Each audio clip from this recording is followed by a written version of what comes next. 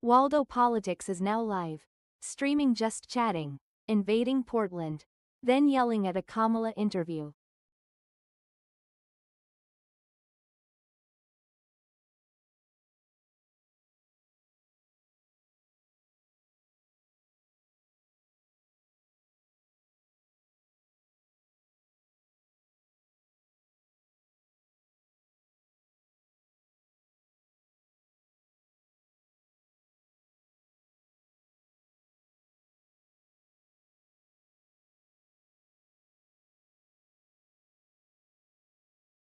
At Waldo Politics Sup, your stream could use some hype. Peakpie.com fills it quick. Remove the space at CDM.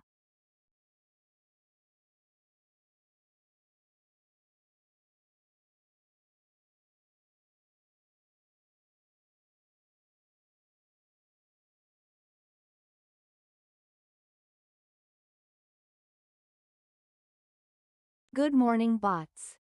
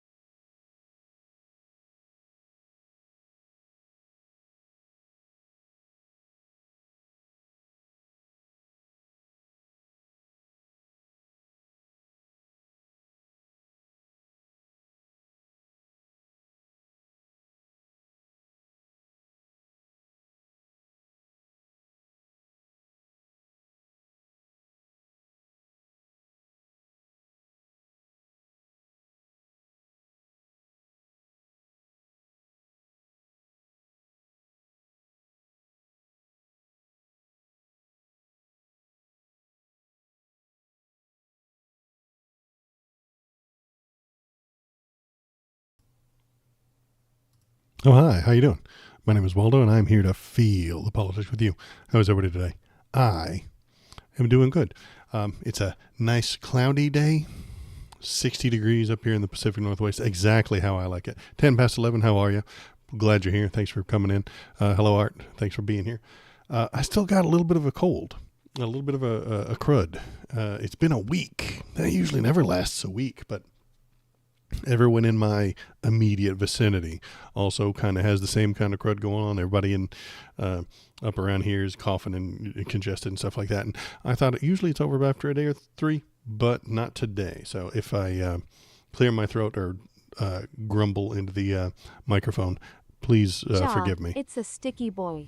We've all been sick for a week or so too. Yeah, it's sweeping the country. It's just everybody's just a little congested and stuff like that. So and it's sticking around a little longer than normal, but it's probably not COVID, and it's probably not Captain Trips or whatever it was from the Stand Stephen King book. But I thought I was getting better, and then it came back. So that is a sign of Captain Trips from the Stand. So I will be on the lookout for that. If it is a satanic end of the world sickness that I have now and you also have, we'll feel that together. It'll be very political. It'll turn right up there on the top of the headlines. I don't think that's what's happening yet, but maybe. We'll keep our eyes open for it. So hi. Today is Saturday. I will be Waldo. I will look at some headlines, and you can look at some headlines with me. Tell me what you're thinking. If you're in Twitch chat, the lovely robot will read it out loud for us. If you're in YouTube chat, it won't, because I can't make it work. I tried. It doesn't work. There's something about the robots and the programs that I'm using. It's a pretty weak-ass bug, FRFR. Barely a fever, just real sleepy. Yeah, and I've got a little bit of a fever that first couple of days, but ever since then it's just crud in my throat and my nose. So if I sound funny, that's why. And if you're in YouTube chat, I tried to make it work. I really did. I put the robot to work, and it just did not work. I've got what have I got? It's a program called StreamerBot and one called SpeakerBot. And I put all kinds of work into it, and I put some connections, and I downloaded some things, and I moved them around, and it doesn't work for YouTube, and I don't know why, and that's okay. But we'll just consider everyone in YouTube chat to be a second-class citizen. Nothing could possibly go wrong, and I still love you, and I'm sorry. Anywho. Let's see. What the hell is in the news today? Oh, yeah, Donnie's probably invading Portland. Let's make the buttons work. Buttons. So Donnie's maybe invading Portland. It went so well for Los Angeles, and it went so well for Memphis, and it went so well for Chicago that he's going to bring the band to Portland. At the request of Secretary of Homeland Security Kristi Noem, I am directing Secretary of War Pete Hegseth to provide all necessary troops to protect war-ravaged Portland and any of our ICE facilities under siege from attack by Antifa and other domestic terrorists. I am also authorizing full force if necessary. Thank you for the attention to this matter. This is insane, and this is stupid. Will it actually happen? Is the important question. Does it actually take place? Because there is ICE in Chicago. Sure. We're going to look at some videos of that here in a few minutes. There was ICE in Los Angeles, and they got protested pretty hard. The National Guard went to Los Angeles and did fuck all nothing. They just didn't do anything. They stood around, they got yelled at, they left. It didn't accomplish anything. If you look at the world from a reality kind of perspective, they didn't do shit. Cost a lot of money, and they didn't do anything. But if you look at the world from the MAGA perspective, Los Angeles was a destroyed hellscape filled with migrant crime You couldn't walk a block without getting shot. Everyone there was constantly robbing other people. All the good people were being robbed constantly, and they all left to go to live in Texas. And then Donald Trump sent the National Guard there, and everything got better. If you live in an imaginary world, that's what took place. So it went really, really well. If you live just fed from his tweets, you would think that's what happened. That's their view on D.C. too, absolutely. So when the National Guard went to D.C., they did fuck all nothing. They cleaned some streets. I'll tell you it ain't that way. Exactly. You're in D.C. and you know that they didn't do anything. The crime might have gone down, but it's only because they're hiding from the place with the troops. The troops didn't do anything, and then they kind of quietly left. Everything goes back to normal, the way it was before. Now, that's, again, you're talking about reality. But if you live in the imaginary MAGA world, if you live in the imagination that the MAGA people have to have, Johnny sent in the troops, they cracked some skulls, and everything is right with the world. There is peace in the streets now, because Donnie sent the troops. If you don't, it makes a lot of sense if you don't think about it. It really comes together if you don't use your brain. So that's maybe what we're going to get in Portland. He tried to send them to Chicago, but it was Chicago. And Governor Pritzker said, no, they're not coming in. And he was going to put the state police to prevent them from showing up and coming in. So they backed off of that one. Now they're trying somewhere else. They tried Memphis, literally same situation. They show up, they do nothing. Donnie claims to a victory. He claims a victory. He's going to try it in Portland. Are they actually going to show up? They might not. Oregon is a complicated place where anywhere with, people, large groups of people are shockingly liberal. But anywhere where there are sparse people, it's white nationalist country. Oregon is filled, anything to the east of Portland basically is white nationalist country. They're building bunkers out there. They're building end of the world race war bunkers. They're stocking up food. Let me see if I can find a map of the world.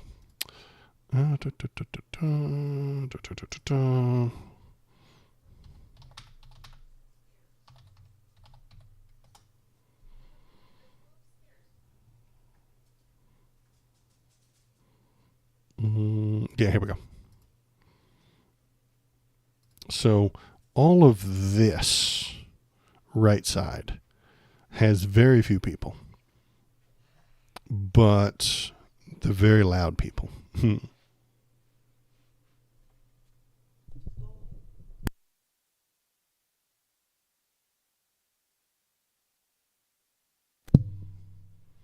Sorry, talking to the dog. Bubba's being a butt. We can't find his ball. Anyway, all of this over here, this is white nationalist territory. They're building bunkers. They're building stuff. Even some of this is too. But Portland right there, very liberal, very left-leaning city, filled with people who are, people. And will they show up there? Maybe. Will it go well? No. It'll go exactly as Los Angeles did. They'll show up. The ICE people will do some stuff. They'll get protested. The National Guard will do fuck all nothing. And then they'll leave, and Donnie will claim it to be a victory. He will say that they won. He will tell you lies about the crime rates and tell you that he fixed the city and it's not a ruined hellscape any longer, and it is not a Democrat-run city, and he fixed everything and everything is great, and you need to support him. Unrelated, remember Stargate, the worm-like parasite that turned people into space Nazis? I wonder if that happened to Bobby's brainworm. Maybe, I don't know. I never saw that part of Stargate. The worm-like parasites that turn people into space Nazis. Was that from the TV show? I know it was a TV show on the Sci-Fi, the Skiffy network for a long time, but I never really watched it. But yeah, maybe that's what happened to RFK Jr. You never know. So I'm kind. If we're lucky, that's all that happens. ICE shows up. They're already there. ICE goes there. They get protested. Donnie claims victory. And then the people who know what reality really happened, the people who look at reality will say nothing happened. He didn't do anything. Worst case is that he keeps using this as fodder and fuel for his followers to have imaginary conquests. Is MAGA imaginary conquest better than literal real conquest? Yeah. But I kind of wish we could break them out of their spell, convince them to look at reality rather than the imagination, the imaginary painting that Donald lays out for them. I wish we could do that. I don't know how to do that. They hate reality. It tastes like shit. So they avoid it at all costs. Let's look at this other thing. Let's see. Trump says he'll send troops to Portland to handle domestic terrorists. Again, let's see. Said it was going to use full force if necessary. He made the announcement on social media. War-ravaged Portland. War-ravaged Portland. Let's see if I can find a live view of Portland. I bet I can.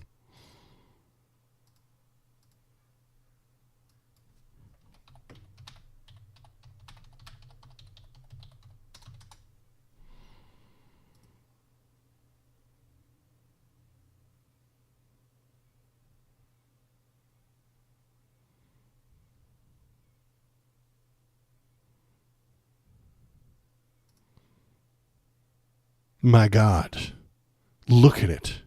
It's been destroyed. War ravaged Portland. I warning for anybody who hasn't looked at it yet. This is shocking and disturbing. This is some very graphic content that you're seeing on the screen right now. I apologize. I hope I don't get banned for showing you this level of devastation, this unbelievable destruction that the leftists have caused. Unreal. The war ravaged Portland, Oregon. This is what they've done. This is what voting for Joe Biden gets you. War ravaged, destroyed, ruined. They don't live in reality. And that's the point. Donnie doesn't live in reality. He doesn't get information from solid sources. He makes stuff up and then he spits it out for you. He misunderstands what's happening in Oregon. He creates a delusion of war-ravaged, Sending destroyed tanks in will definitely make it be less of a war zone, too. Absolutely right. I mean, these people need tanks on the street. See all those cars? They need to be defended by giant tanks and thousands of troops. That'll make it less of a war zone, obviously. Yeah, any of it, you're right on.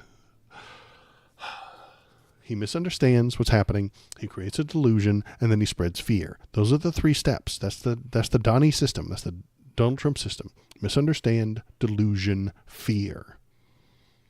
And most of it's intentional. He intentionally misunderstands. He intentionally creates a delusion and to spread that fear on purpose, to give himself more power. This isn't an accident. It is the same three steps he uses all the time. And it'll only make their lives worse. Everybody in this little photo here, you're possibly going to have a worse life. Because Donald Trump is sending tanks and soldiers to disrupt your life for political purposes. They're going to go there and they're going to do political violence. Donald loves political violence. Political violence has been all the rage to talk about for the past couple of weeks. And it's coming from Donald Trump. The ICE doesn't have to do what they're doing. We could peacefully, non-violently, make the people who are here incorrectly, undocumentedly, or illegally into citizens. We could. But they won't, because they hate them, because they are obsessed with punishment. Conservatives are obsessed with punishment. and they want to punish the people who are not like them. They need the people who are not them, who are not conservative, who are not straight white Christian males, to be punished until they are straight white Christian males. Those are the people who get out of punishment. Those are the people who don't get punished for anything that they do, because because they are obsessed with punishment, and they're not what's the word? They're not fair. They're not consistent in their punishments. Straight white men get to avoid all the punishments. Whatever they did is probably necessary. And anybody who isn't a straight white male, they need extra punishment. They need more punishment. So let's keep looking at this stuff. What else we got?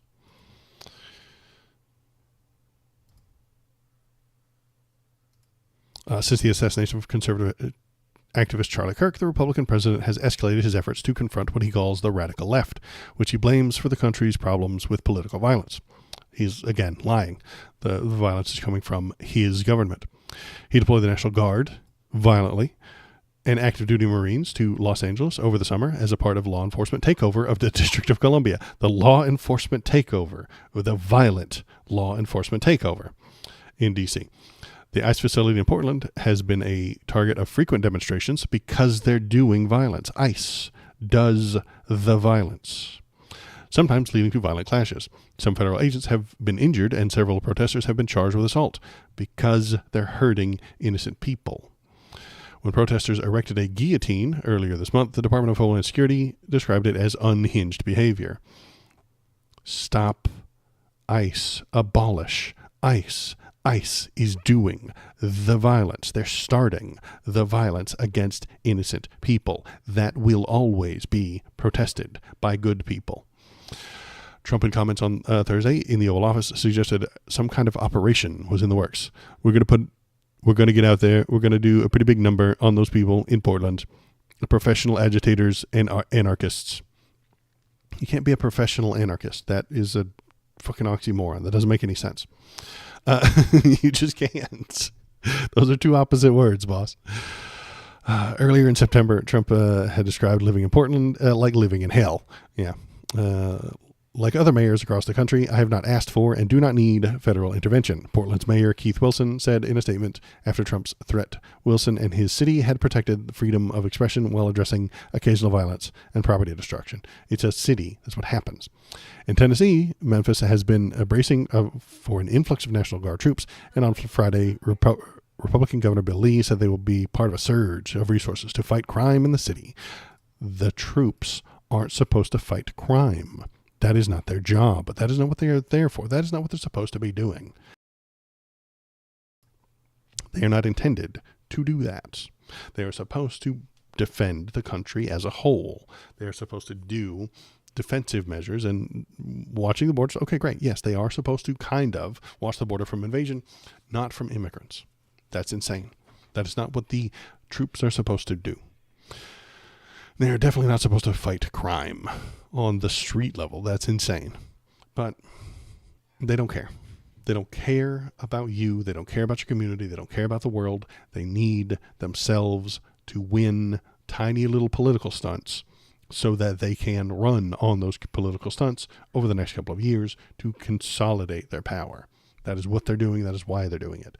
When the midterms roll around, Donnie and all of the people on the right are going to use these things as wins, as absolute proof that they have won and they have done a fantastic job. They will put fake charts in front of you. They'll put coincidental evidence on the screen and tell you troops on the street reduced crime.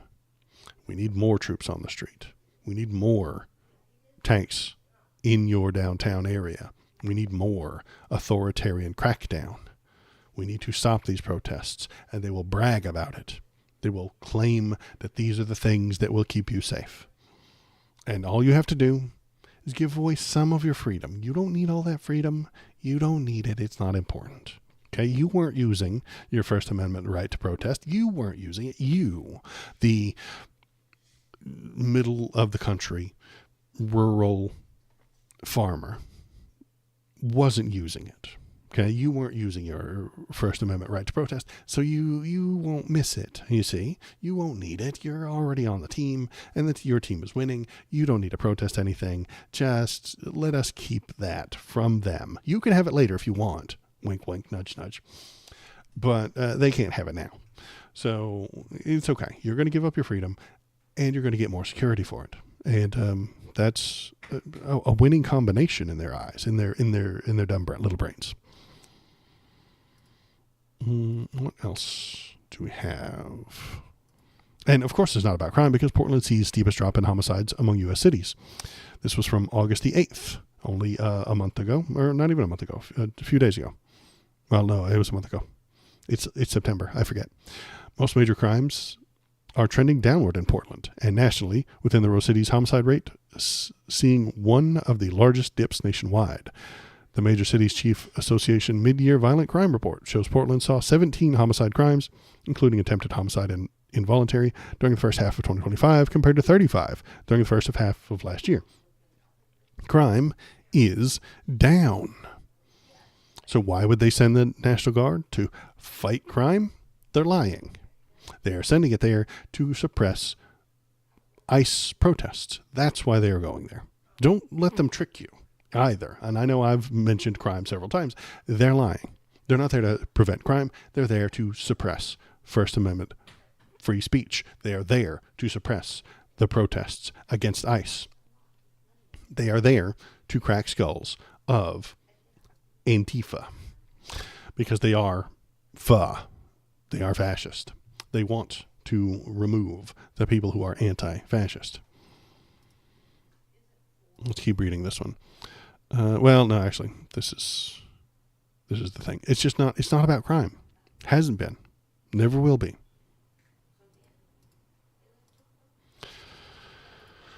So yeah, if you're watching, hop in the chat, tell me what you're thinking, tell me what you're feeling. Going over to the Discord and leave links to fun stories and stuff like that. And you can get in there and you can argue with people. If you're in chat, it goes there. Discord.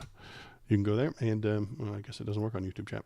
But going over to the Discord link, it's in the chat window now. You can click on it. You can go there. You can argue with people. You can disagree with people. You can tell me how great I am or how awful I am and how I'm super wrong about everything. You can. Or you can go over to the YouTube links. YouTube. You watch all the old videos that I make over there. I take all these and I trim them down into smaller sometimes. I can't really stop being Antifa, 'cause I can't stop hating fascists. Exactly.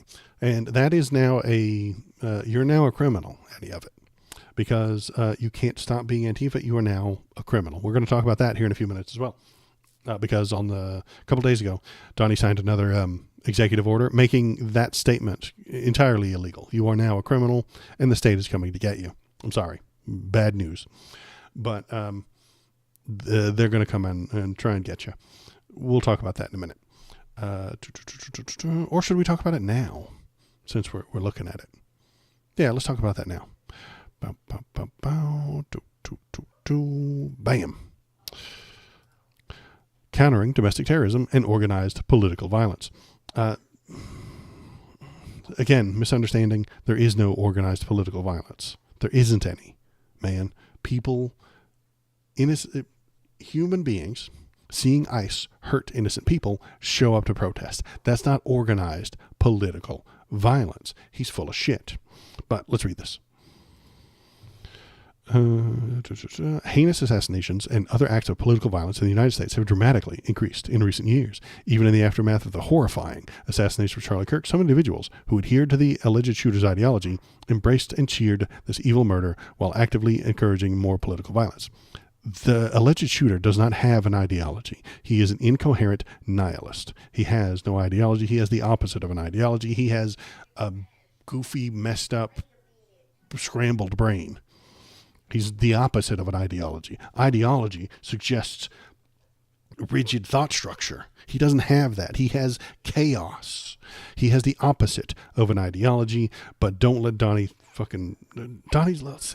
just every single damn thing is wrong and lies. And cheering for the evil murder is allowed by the First Amendment. You're allowed to cheer for him.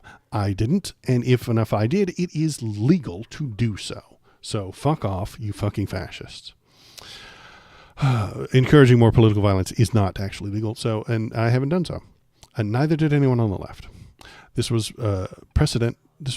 preceded by the 2024 assassination of senior healthcare executive and the 2022 assassination. Yeah, the healthcare executive, we all did kind of cheer for that, and we are legally allowed to. Because healthcare executives are leeches upon our society. They are harming our society. They are poisoning us. They are killing us. They are harming innocent people for their own profit. That is why people cheered for the healthcare executive who got shot. And we all know it. We all know it's true. Even the people on the right know that shit's true. 2 separate assassination attempts against my own life, less than 3 months, blah, blah, blah, blah, blah. Increased attacks on U.S. immigration and customs enforcement officers because they're harming innocent people. If they weren't harming innocent people, no one would be protesting them. As compared to the same period last year, blah, blah, blah. Criminal justice riots have left many people dead and injured and inflicted $2 billion in property damage nationwide. The violence at the riots is coming from the cops, from the police, from the ICE agents. They are the ones harming the people. The political violence is not a series of isolated incidents. Yes, it is. Everything about this is literally wrong. Does not emerge organically. Of course it does. Christ almighty, yes it does.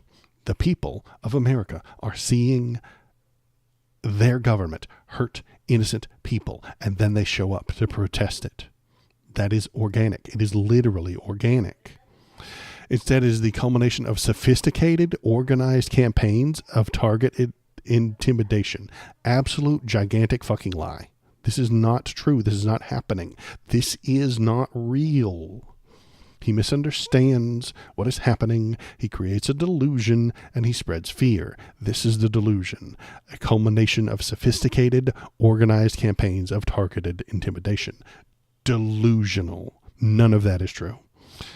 Threats and violence designed to silence opposing speech. None of that is real. None of that is true. Limit political activity. Not true. Well, kind of. The organic things are limiting political activity because that political activity being done is violence against poor immigrants.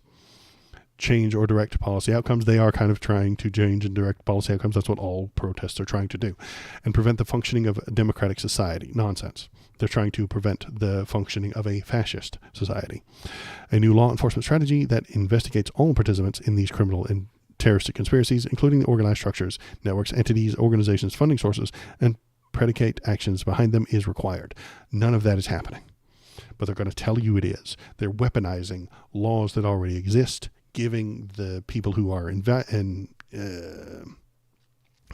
this more leeway, giving law enforcement more ability to look into you, to investigate you, to find you, to blame you for things that are happening, whether they're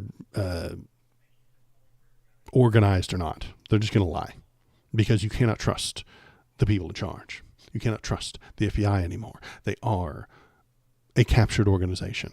They are no longer operating for your benefit to protect the people of this country. They are operating to make Donnie happy. They are operating to make Kash Patel look good so that Donnie's happy. They cannot be trusted. They cannot be believed. The evidence that they put out, I will doubt 100% of the time because they lie so damned often. And let's look at this right here. Where was it? Oops, come on, public notice. You cannot trust the federal government. Everything they say should be assumed to be a lie. From Justin Glowy. I don't know who that is, but he's done a good job. After a gunman opened fire at the ICE facility in Dallas on Wednesday morning, Homeland Security Kristi Noem took to X to decry the shooting as yet another attack on federal law enforcement, one made by far-left rhetoric. The violence and she's a Karen. Let's do the Karen voice. The violence and dehumanization of the men and women who are simply enforcing the law must stop. We are praying for the victims and their families. But the victims of the ICE attack weren't ICE agents. They were immigrants. 3 migrant detainees were shot by the shooter. 1 is dead while the other 2 were seriously injured. No members of law enforcement were harmed. Still, the narrative had been set. The shooter in Dallas was a far-left radical intent on killing cops, even though he literally didn't. You cannot believe the things they're saying. The things they're saying are lies, wrong, incorrect, and politically motivated. On Wednesday, FBI Director Kash Patel said the shooter had left handwritten notes containing the line, "Hopefully this will give ICE agents a real terror to think, is there a sniper with AP rounds on that roof?" AP may be an abbreviation for armor piercing. Some of the shooter's friends say he leaned libertarian, but was mostly apolitical. His attacks may have been a result of his nihilistic edgelord behavior online, Ken Klippenstein reports. So again, nihilist. This is the ideology that we need to be worried about. People who don't give a shit about anything because the internet has ruined their brains. At a Thursday afternoon press conference, local FBI officials said the shooter wanted to cause terror. He wanted to harm ICE personnel, but officials did not allude to a left-wing ideology motive and said the shooter appears to have acted alone. FBI Special Agent Joseph Rothrock declined to say whether messages were present on bullets the shooter had fired, saying that the information was part of an ongoing investigation, even though Patel had already posted a photo of unspent shell casings written with the words anti-ICE written on them. We saw this last week. And despite the Trump administration's claims that the attack in Dallas was a cut and dry instance of left-wing violence, officials had a hard time keeping their story straight right from the jump. J.D. Vance said, "Look, just because we don't support illegal aliens, we don't want them to be executed by violent assassins engaged in political violence." So he mentioned that they were the ones who got hurt, but he backtracks it later. Joker type shit, and that they're doing this was probably the joke. That's what I'm saying. Yeah, this was nihilism. This was to make everybody fight, to make everybody hate each other. In press appearances, ICE Director Todd Lyons repeatedly stuck to the narrative that the attack wasn't directed at detainees. It was directed at civilians on the street. It was a definite attack on law enforcement. None of the law enforcement people got hit. So it doesn't make any sense. And then Kristi Noem goes online to say more incorrect things. There's a puppy dog. I know I'm switching real fast, but he's under my feet. I'm going to grab him. He ran away.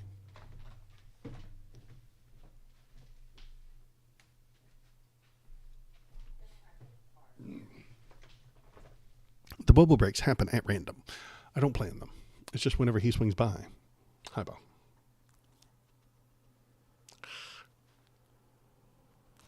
Say hello to the people. Say hello. I'm Bobo, the baby bark boy. I yawn, and I poop on the floor. Well, he's been pooping outside, but he's been peeing on the floor. I pee on the floor. My name is Bobo. I'm too excited. I'm too happy playing around, so I don't know when I have to pee.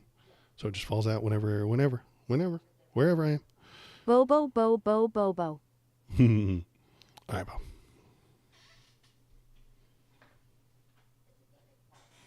Sometimes he stands right here and just stares at me as I play video games or talk. I need a haircut. God, I look like shit.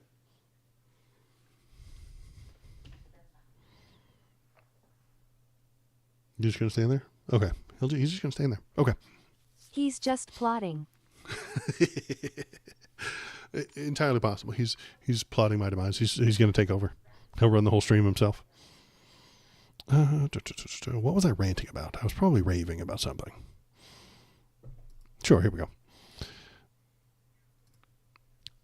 Whether a result of incompetence, a misunderstanding, or of ironic edgelord gamer culture, or purposefully lying, these contradictory statements and the haste to label the shooter as motivated by left-wing ideology make it imperative that the investigation into this event be conducted as independently as possible. But Patel's FBI, Bondi's DOJ, and Noem's DHS have proven that their agencies are not capable of conducting investigations based on anything other than Trump's political objectives.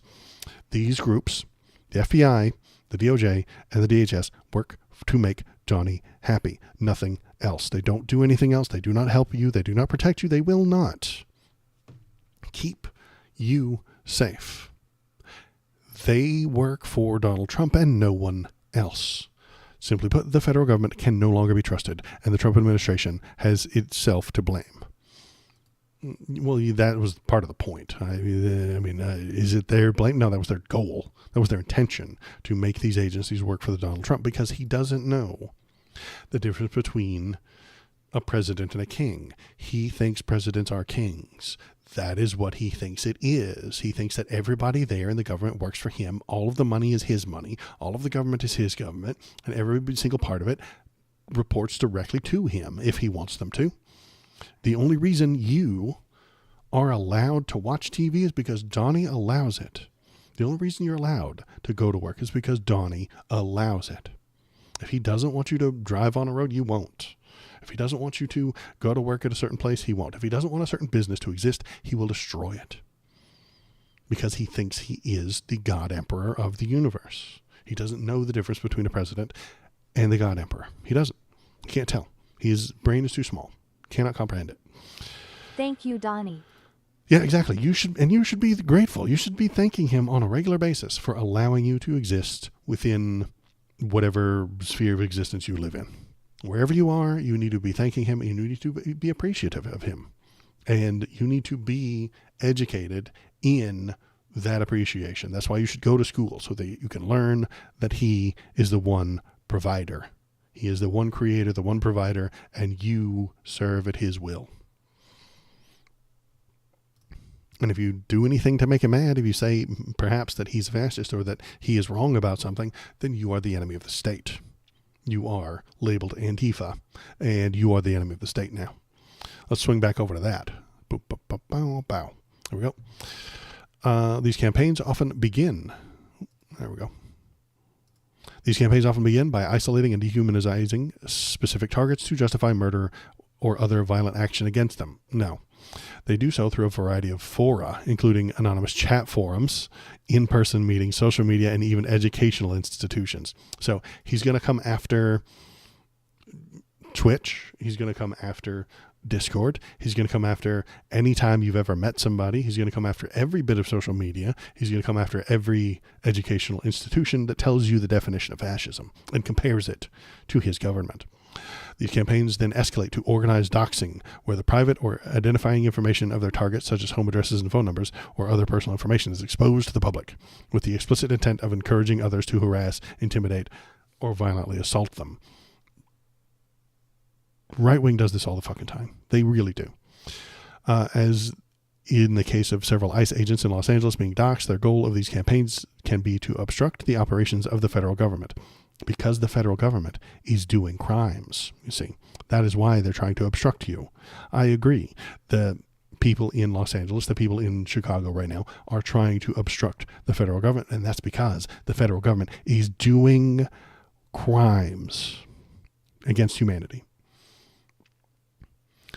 These campaigns are coordinated and perpetuated by actors who have developed a comprehensive strategy to achieve specific policy goals through radicalization and violent intimidation. Nonsense. Name one. George Soros. Shut the fuck up. Name some. Who are these actors who have developed a comprehensive strategy? Have you ever talked to leftists? They're a fucking mess, dude. The Democrats can't even get all their fucking people to agree on a subject. Organized. Christ almighty. None of that is real. None of that is true.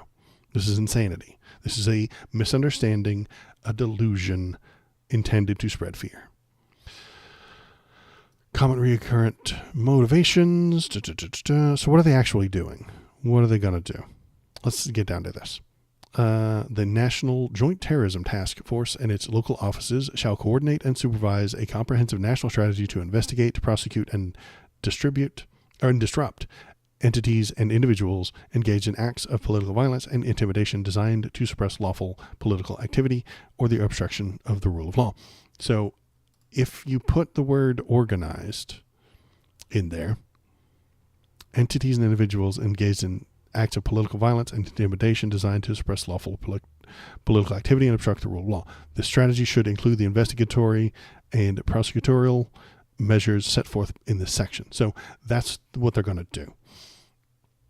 That just means higher charges for protesters, more charges for protesters. Did you talk to someone on Discord and coordinate 7 or 8 people to show up at the protest at the same time? You're a terrorist now. Did you collect $17 from somebody to buy sandwiches for the people at the protest? You're a collaborator. You are a terrorist now. You are financially aiding and abetting the terrorists. Did you check Twitter and read someone else's post that said, hey, I'm going to be here, all these people are going to be here to do this protest at the same time? You are now a terrorist. This is what they want for you. They want to take your rights away. They want to take your protesting rights away. They want to harm your freedom because they don't like it when you use your freedom. They don't want you to use your freedom. Let's watch a video of some of the protests that are happening right now. News Nation is, if I remember correctly, it's one of those hard right fascist types, but let's watch it and see what's going on. There we go. What they're doing is they're protesting ICE and Border Patrol, who are transporting individuals that have been apprehended into this processing facility here. You can hear them saying shame. That is the kind of sentiment out here. Are taking matters into their own hands. They are going hands-on with some of these individuals. They are taking them into custody. We have seen them blocking the traffic here. So right now, things are escalated at the Broadview facility as these vehicles. This is this is in Illinois. This is near Chicago. But this is what democracy looks like. This is what protests look like. This is America. It always has been. If you were at the original Boston Tea Party, it would probably look something like this. Are trying to leave. Look up on the roof up there, Ryan. Can you get up on the roof? We got a guy with a pepper balls up on the roof. They're shooting down into the crowd. You've got people on the ground down here as well. This is all out chaos right now, and so we're seeing this unfold in real time. You've got a guy on the hood of the car. There's a guy on the hood of the car that's trying to drive right now. See, they're trying to send the agents out, so they're blocking. Putting hands on this individual. They're blocking all these people from leaving and entering with the people. Now, why would you do this? Because these guys, the ICE agents here, are doing illegal, harmful things to innocent people, which is why you would protest them.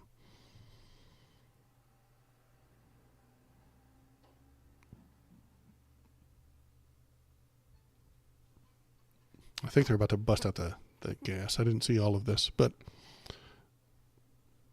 a little bit here, you guys.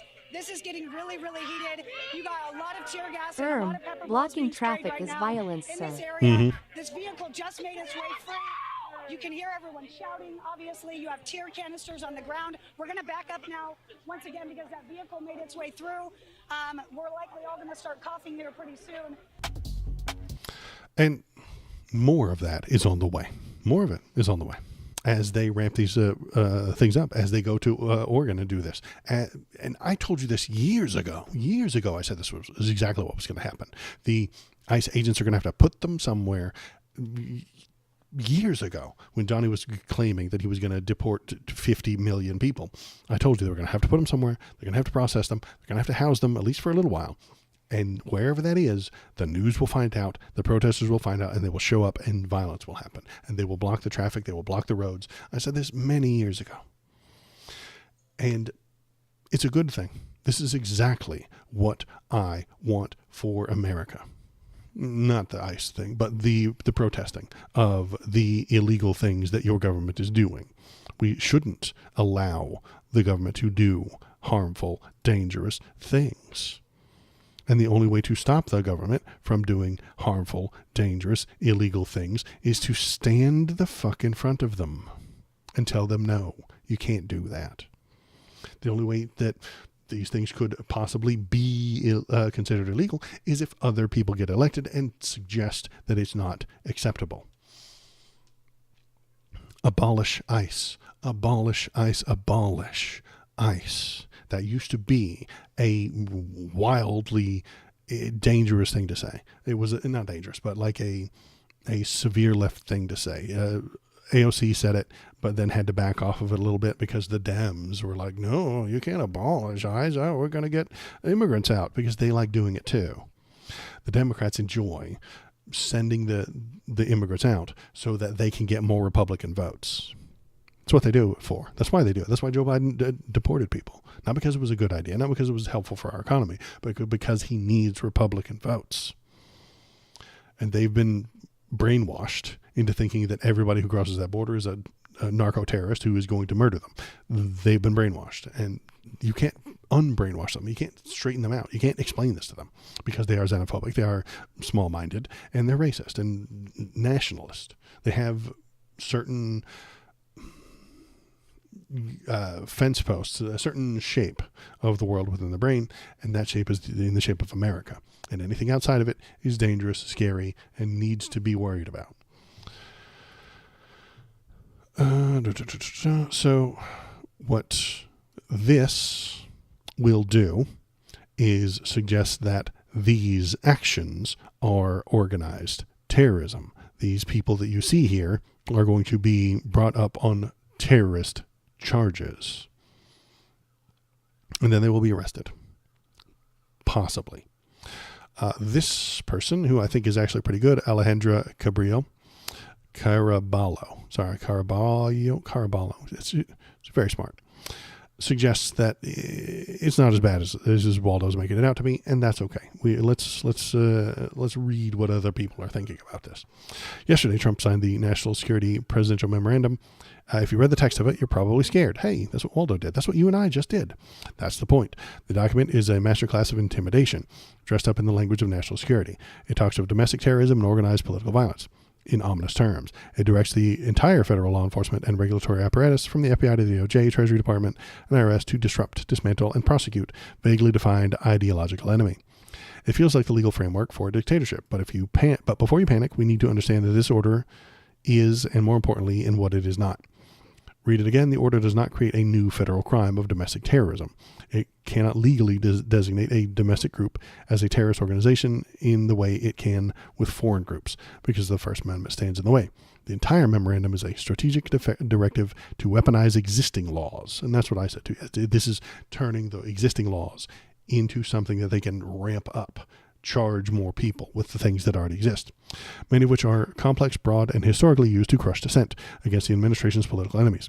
The designation of domestic terror group is only an internal designation by the Attorney General that does not contain the force of law. So domestic terror group doesn't contain the force of law. Maybe. I hope that's true.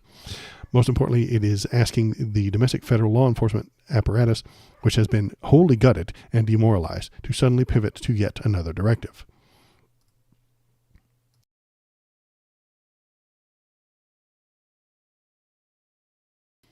And I think that is a good point. They are already overworked and undermanned.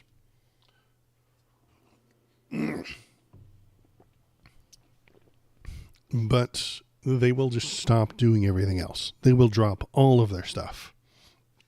They will drop any important things that they were doing to come and do this because it's fun, because the people who are there are true believers.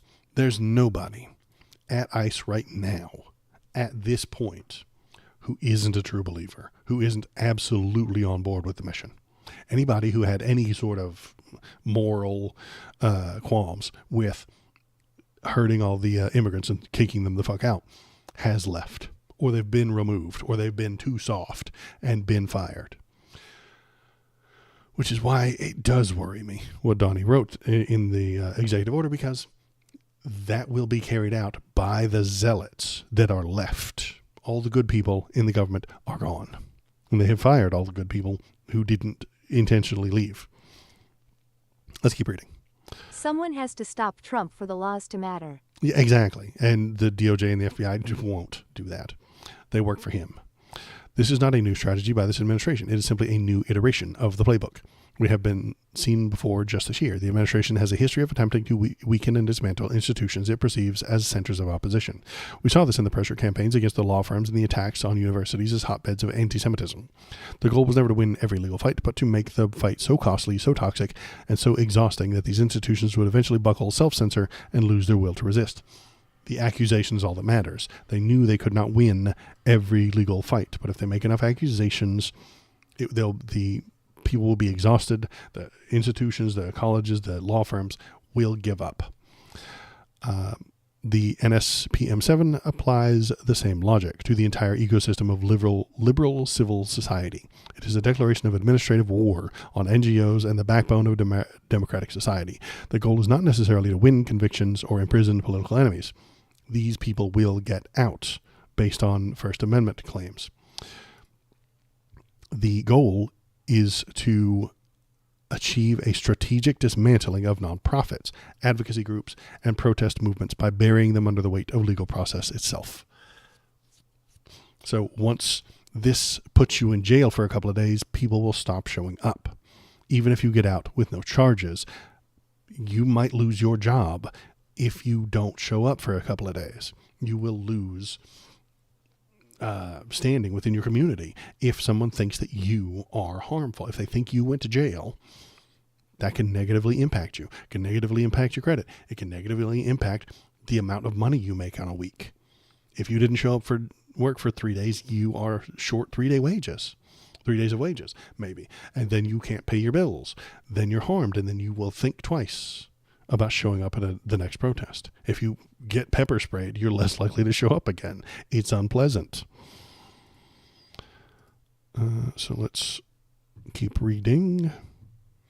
This overarching strategy has taken from fellow travelers in the authoritarian project in Russia and Hungary, where Putin and Orban have gutted and dismantled civil society to enable their strongman rule without meaningful challenge.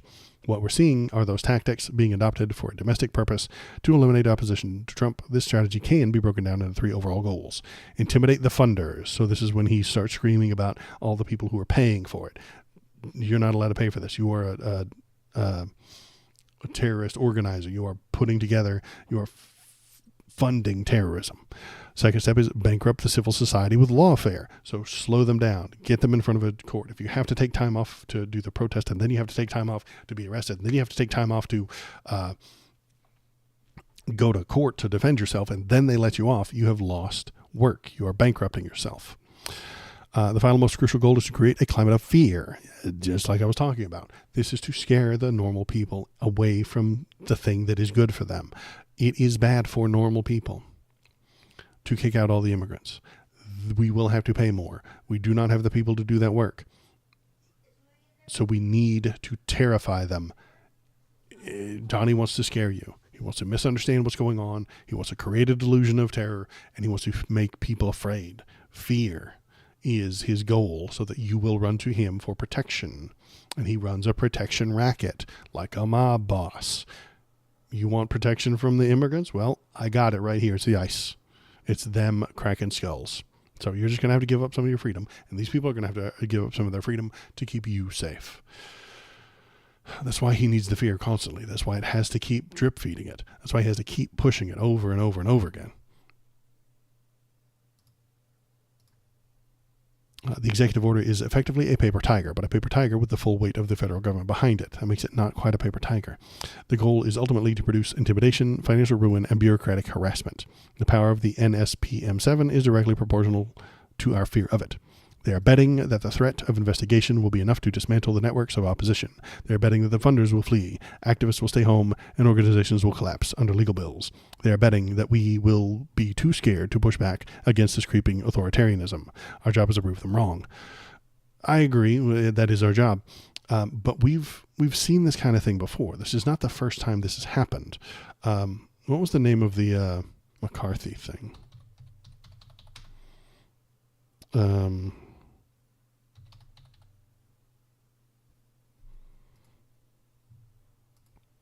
Yeah, here we go. The House Committee on Un-American Activities. Turn the friggin' frogs gay. Oh my goodness. A robot just turned a frog gay. I'm proud of you, Sandra7748. You love my vibe on stream. And you want to show me some cool creators on Kick.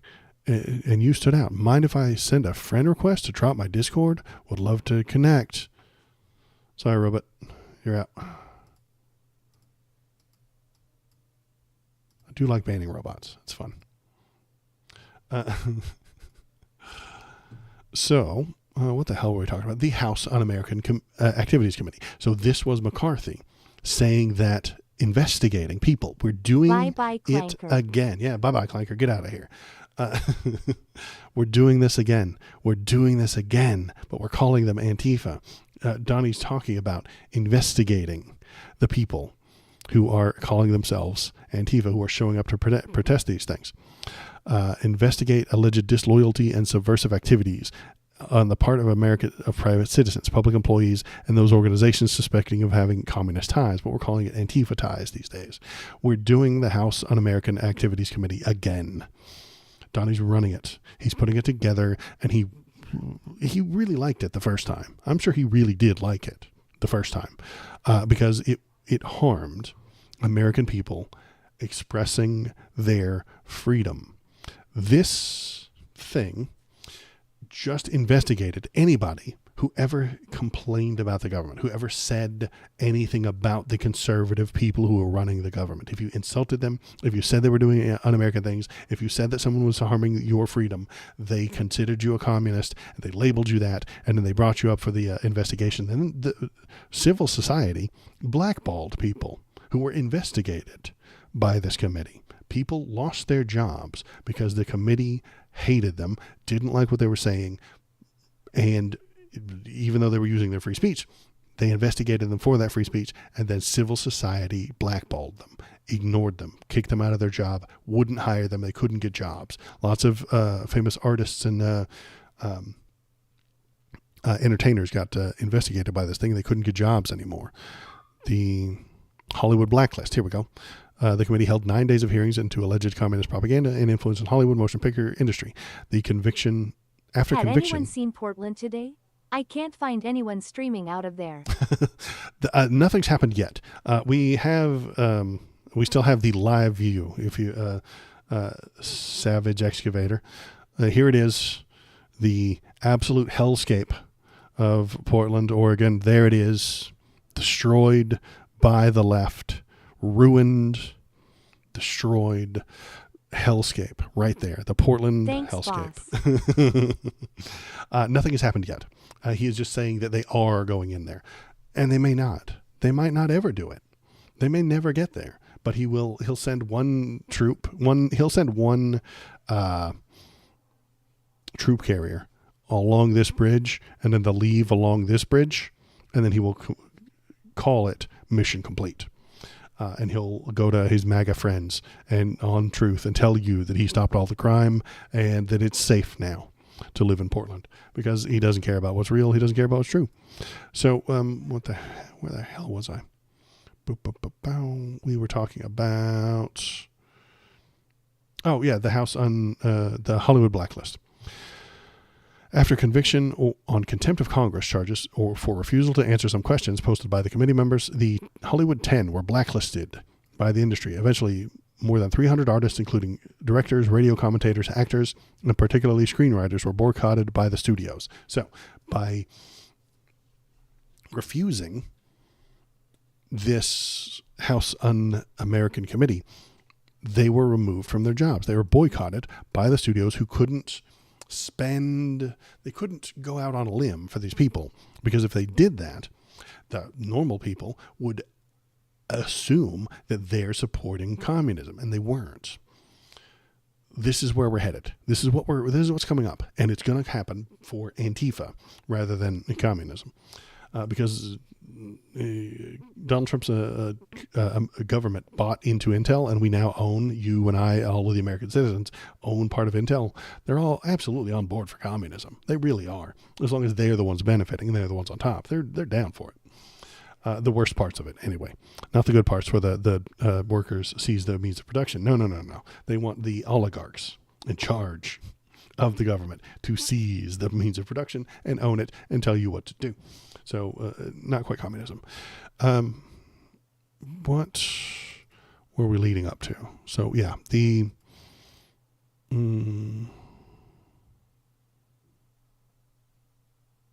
I have something else to say about this? Yeah. And that leads me back to the thing that I say about conservatives all the time. They don't care about the actual facts.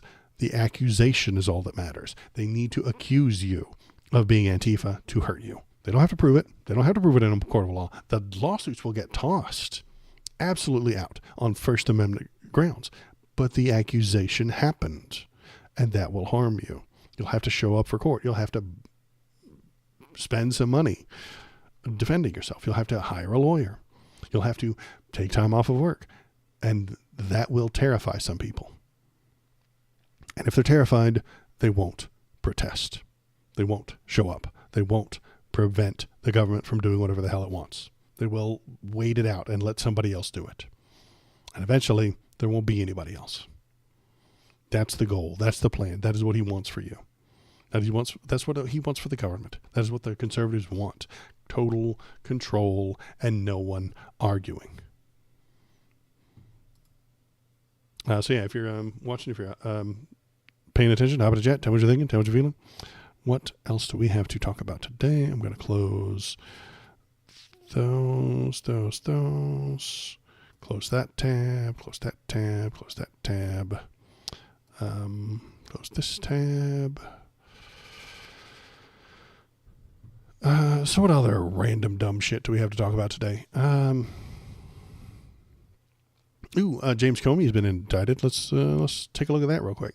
James Comey, former head of the FBI, has been indicted for testifying, in essence, that he didn't authorize Andrew McCabe to be an anonymous media source about the Hillary Clinton email investigation, which McCabe disputes. But a DOJ IG report examined all of the circumstantial evidence and concluded that McCabe was lying. So McCabe lies. James Comey tells you the truth. The conservatives want McCabe to be telling the truth. They feel like McCabe was correct. So that means James Comey is lying, and that is what he's being indicted for. This is incredibly small. This is incredibly stupid, and it's already solved. But we're going to have a trial anyway. The DOJ is going after him anyway. Why is the DOJ going after him? Because Comey did not prosecute Hillary Clinton during Trump's first administration. That's why we're going after him. He didn't use lies to put her in jail, behind bars. He used the truth and found out that she didn't break any laws, and then allowed her to go free. That's unacceptable to Donnie. That is unacceptable to MAGA. That is unacceptable to the Republicans. The accusation is always true. Every accusation against a Democrat is true and real, and they need to go to jail, even if the evidence says that it's not true. And every accusation against the Republicans is fake and gay and lie and not real and cannot be trusted and cannot be listened to. And it's just leftover. It's the deep state, really. It's the deep state that does it. But because James Comey didn't play the game properly, that game that I just described. Every Democrat is guilty of everything and every Republican is innocent of everything, no matter what the evidence says on either side. James Comey didn't play that game the way they liked, so he is now being investigated. He's now on the wrong side of the game. He's now an enemy within the game, and so he gets investigated. He gets charges against him. But we already actually literally know that it's nonsense. And MAGA won't care. This is incredibly boring. This is incredibly small potatoes. This is incredibly nuanced. It's not really nuanced. One guy lied. One guy told you the truth, and they would like the lie to be true, so they're bringing up charges against the guy who told you the truth. It's incredibly boring. Most of MAGA has forgotten who Comey even is at this point. But the accusation is all that matters. That's all they need. MAGA will continue, just like they did with buttery emails. Battery mails.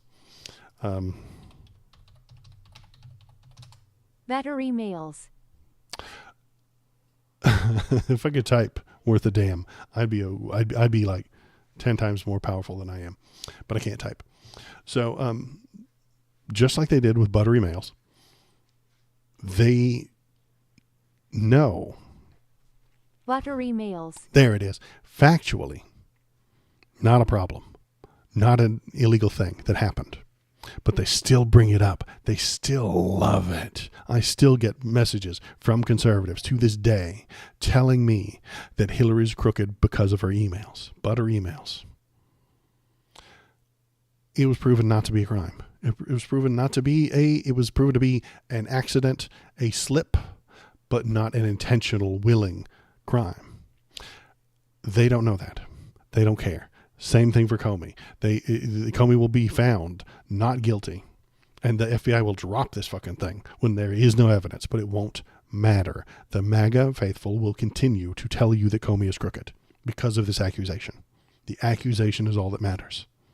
The accusation against Hillary is all that matters. Doesn't matter what the facts are. Doesn't matter what the investigation shows. Doesn't matter that she was never even brought up on charges. The accusation of butter emails sticks forever. Because they want it to stick forever. They don't live within reality. They live within their own imaginations. And their own imaginations run wild every now and then. And once they imagine something is correct and true and it feels good, butter emails feels correct to a conservative. It feels solid. Factually, it is incorrect, and factually and literally, it is incorrect. But it feels good, doesn't it? It feels right. It feels like something she would do. And we all agreed on it when it happened. So why would you take that feeling away from them? Why would you disabuse them of their feelings just because of facts, logic, and reality?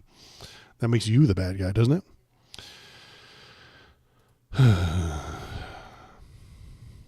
Changing topics again. What do we got? We've got, talking about feelings. U.S. readies $20 billion rescue plan for Milei to win the Argentina election. There's nothing else about this. Your government, my government, the one I pay taxes to, and probably you too, is going to give this guy $20 billion so that he can win his next election. And if you don't like it, fuck you and fuck off. There's nothing you could do about that. There is nothing you could do about that. They're just going to give it to him because they want him to win. That's it. That's all. The U.S. plan to extend $20 billion swap line to Argentina is ready to buy the country's foreign bonds, providing much-needed financial support to Javier Milei. Because he is a fascist who says nice things about Donald Trump. He is an anti-government guy who says nice things about Donald Trump. That means he gets $20 billion in aid.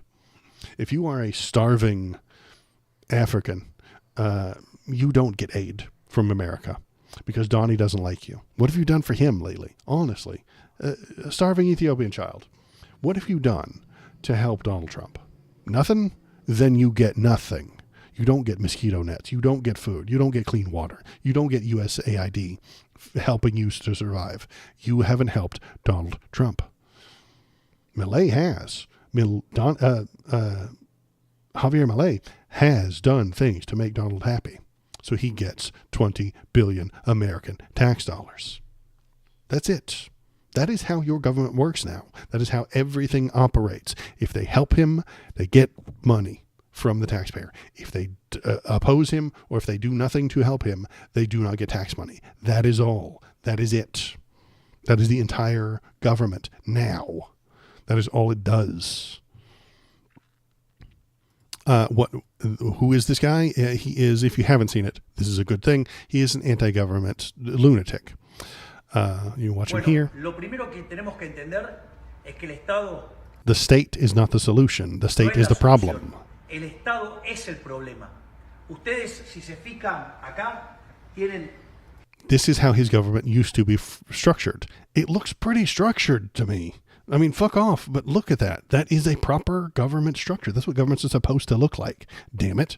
But he hates it because he has a very tiny brain. Conservative people can't comprehend giant bureaucracies. I know the giant bureaucracies are annoying, but sometimes they're necessary. Sometimes ANCAP-man. ANCAP-man. That's him. That's Captain ANCAP. Bureaucracy is required when handling large government structure. It needs people in charge to check the numbers, check the papers, pass the papers, get the approvals, double check the spending, double check that you're not harming somebody else in your government option, because the government can do things. And those things can be great and terrible. They can harm innocent people unintentionally. If the government wants to build a road, there might be homes in the way.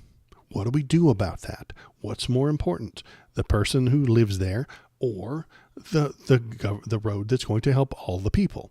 These are difficult, complicated questions that require ethical people and bureaucracy.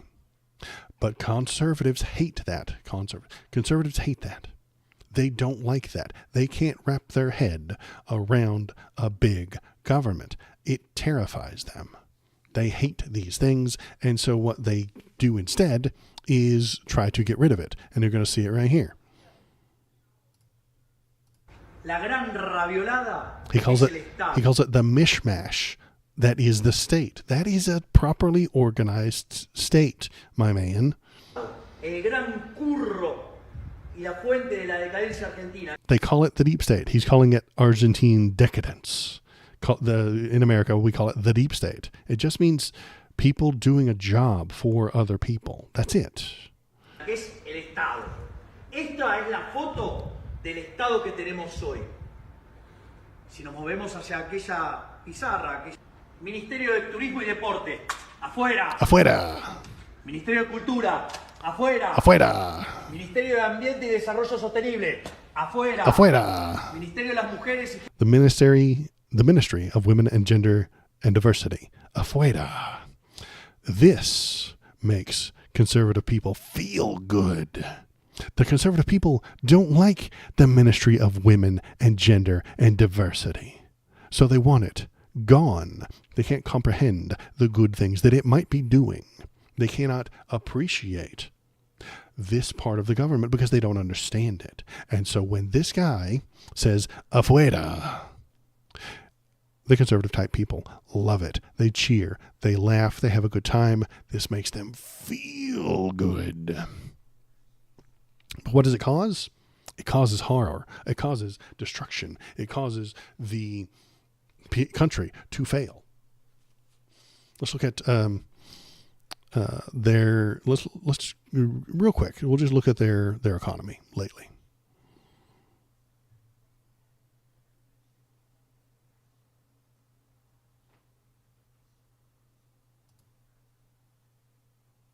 Yeah.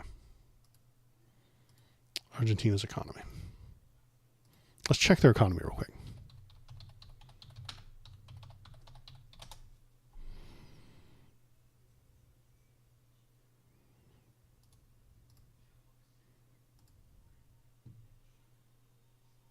Argentina took a chainsaw to its economy. Now it needs U.S. help.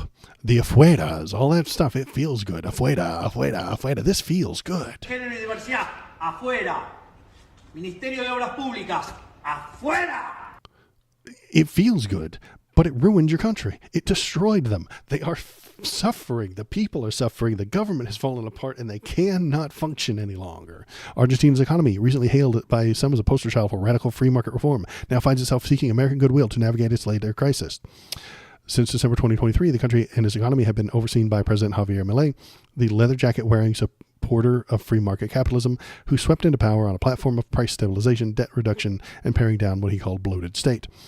The eccentric Milei brandished a chainsaw, blah, blah, blah, after years of inflammatory chaos, has severely crippled South America's second largest economy. Milei's approach romanced the markets. Argentina's Merval index gained around 170% in peso terms in 2024, making the SP's 23 gain seem paltry by comparison, blah, blah, blah. The international community took notice as well, with President Donald Trump lauding the Argentine president. But Milei, whom Trump had previously dubbed his favorite president, first foreign leader, blah, blah, blah. Handling inflation has been Milei's crowning achievement, with a monthly rate now sitting at 1.9% compared to 25% in the month he took office. But despite this, the Milei cost-cutting moves helping to bring the country's budget back into surplus. Argentina once again finds itself in economic turmoil. The currency is under attack. Foreign reserves are dangerously low, and the country's benchmark index has now fallen 30% over the year to date. Experts explain that the current woes stem from both structural issues and the contemporary triggers. The main problem in Argentina is a large welfare state, given the size and development of the country. The highly distorted tax and transfer system that funds it. It only manages to remain stable during good times. Bad international economy or specific international shocks throw it into a kilter and into crisis. So they aren't functioning anymore. The government was driven by the desire to maximize the speed of reduction in inflation because it believed there was a key to winning the national midterms. But most economists were aware that this economic regime Get was that fragile. economy, F-U-E-R-A. The economy, afuera. So we are just going to give them a bunch of money. They fuck up to benefit themselves. They destroy. They wreck. They afuera. They throw everything out to benefit themselves. And then America pays for it because they said nice things about Donnie. Because of this photo. This is all there is anymore. It doesn't matter if you're doing intelligent things. It doesn't matter if you're running a good government. It doesn't matter what you're doing on human rights. It doesn't matter what you're doing to make the world a better place. It doesn't matter what you're doing for climate change. Are you nice to Donnie? If so, you get money, you get better treatment, you get benefits. Are you mean to him? Do you say unnice things about him? Do you call him wrong sometimes? Then you are a second-class country, you are a second-class citizen, you do not get the benefits. It's a very easy club to get into, but it isn't based on reality. And that makes me sad. I don't know what to do about it. Like, the Treasury Secretary Bessent unveils $20 billion bazooka to try and stem Argentina's financial crisis. The White House is asserting zone of influence in Latin America to counter Chinese economist says.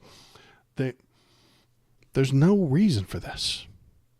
It didn't need, the afuera didn't need to happen. The bailout doesn't need to happen. And it doesn't need to come from America. But this is what we're doing now. We didn't need to cut all the aid to the poor, starving people, but we do need to help this guy win his next election. It's going to cost you $20 billion. This is exactly the thing that conservatives hate. Conservatives hate this idea if it happens from a Democrat, that the Democrat says, hey, these countries are starving to death. Let's give them some food. Conservatives hate that shit. But this political person is going to lose his election unless we give him $20 billion. And conservatives are like, yeah, let's give him $20 billion. He's a right-wing guy. We need to support it. We need to support him. We need to prop up this country. It's insane.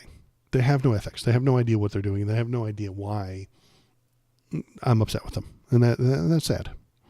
If they paid attention, they would know more things.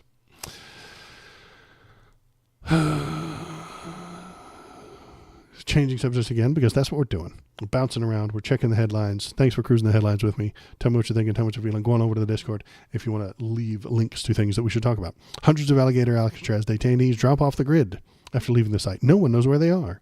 For the hundreds of men who were detained at alligator Alcatraz, alligator Auschwitz is what I would call it, entering the gates of the makeshift migration detention center in the Everglades meant exiting the labyrinthine but familiar federal immigration process and entering what several immigration attorneys describe as an alternate system with normal rules don't apply.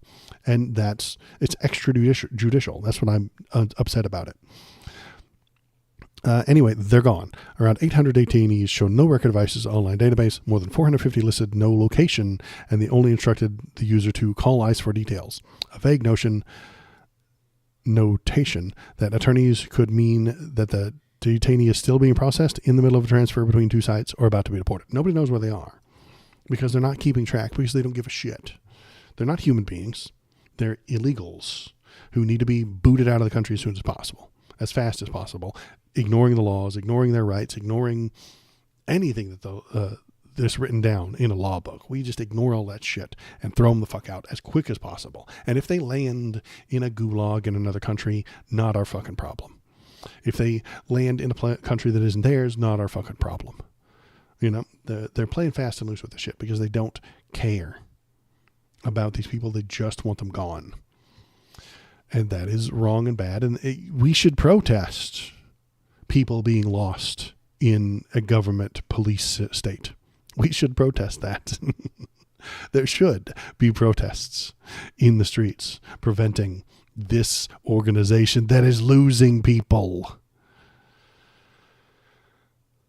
We should protest that. But if you do, you become an Antifa terrorist, and the government will harm you if you do that. So, let's check real quick on the terror in Portland, Oregon. There it is. We're checking again, and I will keep checking up on Portland, Oregon. They are clearly on fire, destroyed, hellscape, nightmare land right here, Portland, Oregon, actively being destroyed by Antifa right now before your very eyes. We'll keep up. We'll come back. I can only show you this for a few minutes at a time. And it is so graphic and disturbing that I might get kicked off of the internet. The horror. The horror. This is the horror. And I can only show it to you for a few minutes before we have to click away.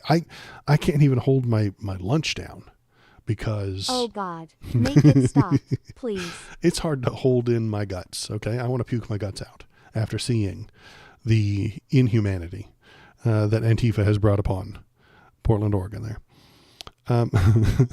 What else do we have to talk about? Oh, hey, I'm going to put my hat on. You guys ready? Get your hats. Get your tinfoil hats. Get them ready. Here we go.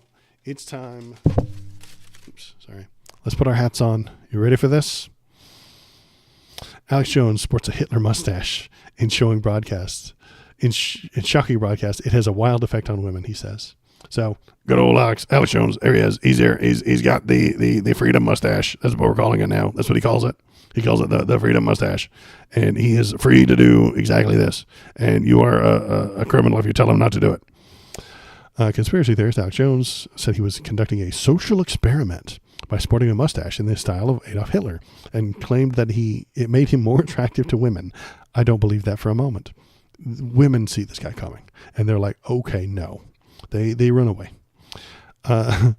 Jones opened his Thursday broadcast by playing clips of the German dictator before revealing his new mustache. Now, obviously, everybody watching is only thinking about my mustache right now. And so after World War II, for the last 80 years, everything has been a paradigm of, is it Hitlerian or is it Captain America? And I think he's got something correct here. This is the duality of America. Are you Hitler or are you Captain America punching Hitler? That's because most people are stupid. Most people cannot comprehend 1,000 shades of gray. Most people cannot understand a gradient between Hitler and Captain America. Most people are dualists. They are binary. You're with us or you're against us. You're for the thing or you're against the thing. You're for abortion, you're against abortion. You're for gay marriage, you're against gay marriage. You're a Republican or you're a Democrat. They cannot comprehend the idea of nuance. Most people are dumb. And he's pointing out something wrong, correct here, but he's going to use it in the wrong way here in just a second.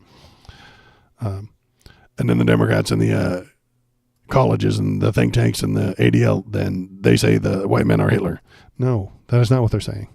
And so a lot of people are sick of it, and they're not very sophisticated and have not actually studied that Hitler was a very kleptocratic, totalitarian, megalomaniacal individual. It's hard to work. It's a hard word. Being a white guy that has German features, classical German features, that was a Hitler mustache, and it was very interesting. I can tell you that it had a wild effect on women. I thought they're about to start throwing their panties at me, and they didn't know why. Lex Luthor meets Adolf Hitler, looks with the blue eyes, and they just didn't know what to do. They're like melting. I may keep this for 6 months, actually, because I'm already in the devil. I'm already Satan. I'm already all these things I never did. He's having a mental breakdown, y'all. This is a mental breakdown. This is a severe mental break. I may keep this. I'm already Satan. I'm already the devil. And also, I've never supported Hitler, and I oppose all forms of totalitarian systems, unless it's Donald Trump. I don't think Hitler was the worst totalitarian in history, but he was up there with the top 3 or 4. Okay, great. Other than his severe mental break, the Democrats and the colleges are not suggesting that white men are Hitler. They're suggesting that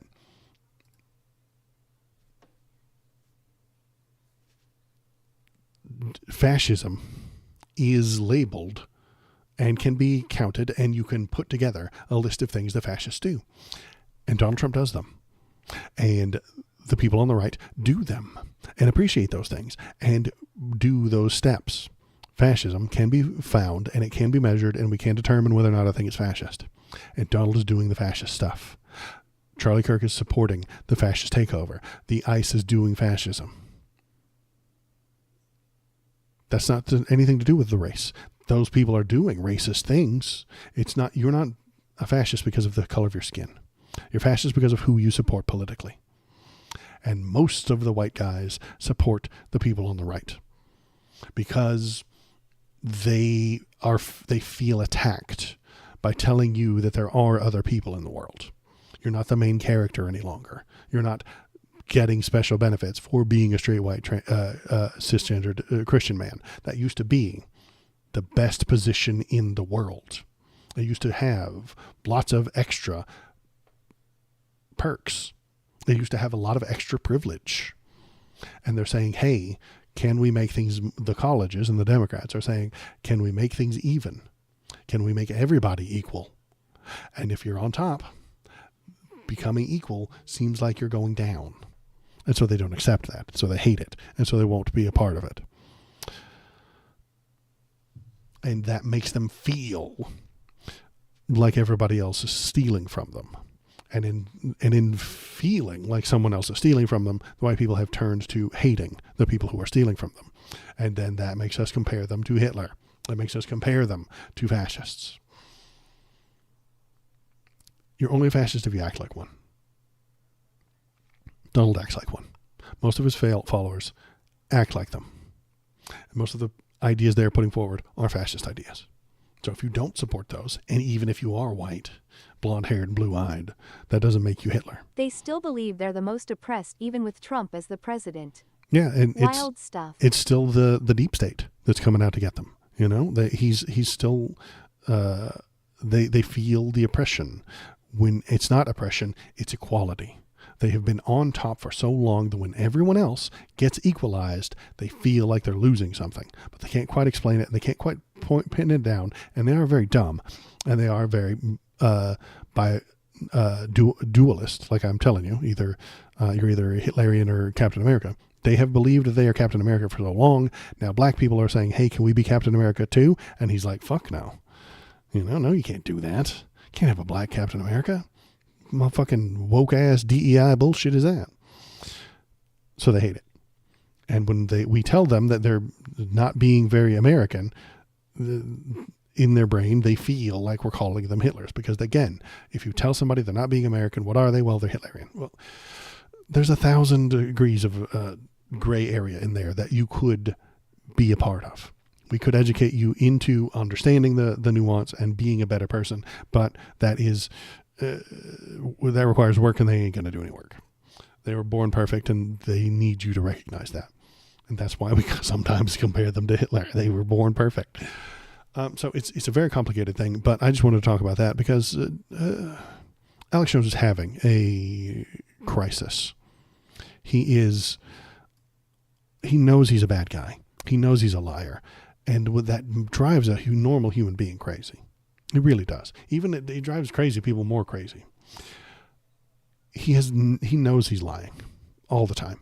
He knows the things he's saying are based on misunderstandings, delusions, and fears. So he either has to be more extreme to get people to pay attention, which is why he's got the mustache, or he has to double down, triple down. He has to say more crazy things to get people to pay attention. This happened to Glenn Beck too. He started off a normal human being, but then found out that if you say crazy things, more people pay attention to you, and then went off the fucking deep end. And then he got more and more and more and more crazy until he had a following that would follow him everywhere. And he became more and more crazy. I hope I don't do that. I don't expect to do that. If I do that, you guys will let me know, right? Let's not do that. Let's take the hat off. Let's use the hat only as a prop. Crazy? Would a crazy person get a Hitler mustache and say it has hypno powers over women? Good question. A crazy person would never do that. It's everyone else that's crazy. You're crazy for suggesting that he's crazy. That one made me smile, and I wanted to talk about it. What else do we have to talk about today? We're almost done, so I'm going to skip over the Disney stuff. No. I'm not going to skip over the Disney stuff because we have to talk about Kamala Harris for a minute, because I put that in the title and we should talk about it. One more real quick check on Portland. Still on fire, still under destruction, still in distress. Please, someone send Superman. Send in the troops. This is unsustainable. Okay, we're done with Portland for now. We're going to close that link.